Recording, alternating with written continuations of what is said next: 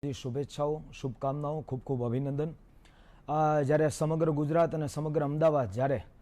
એટલા બધા ખુશીના માહોલની અંદર અને ખુશીના પર્વની સાથે ભગવાન જગન્નાથજી ભગવાનની રથયાત્રાનું દિવ્ય સમન્વય આજે ઉમટી પડ્યો છે, ઘોડાપુર જ્યારે લોકોનું ઉમટી પડ્યું છે, ત્યારે હું અષાઢી બીજની વિશે અને જગન્નાથજી ભગવાનની વિશે જ્યારે બોલવાનું જ્યારે મન થાય ત્યારે એટલું કહી શકાય કે આમ તો જો કે રથયાત્રાનો ઘણા બધા વર્ષોથી અને આજે કહી શકું કે 149મી જ્યારે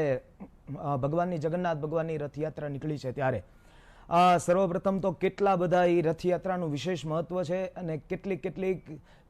ઝીણવટ ભરેલી બાબતો એની અંદર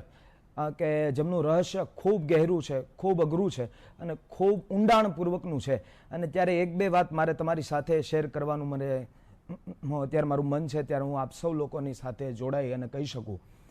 કે એક તો પહેલાં સર્વપ્રથમ ગજરાજનું વિશેષ મહત્વ છે જગન્નાથ ભગવાનની રથયાત્રાની અંદર। ગજરાજ એટલે જોવા જાય તો ગણપતિ ભગવાન, આપણા હિન્દુ સંસ્કૃતિ મુજબ ગણપતિ ભગવાનનું વિશેષ મહત્વ છે ને સર્વપ્રથમ અધિકારી, પૂજાના કોઈ અધિકારી હોય તો ભગવાન ગણપતિ ભગવાન છે। અને એવી જ રીતના કે સર્વપ્રથમ જગન્નાથ ભગવાનની રથયાત્રાનું ગજરાજનું વિશેષ મહત્વ રહ્યું છે। અને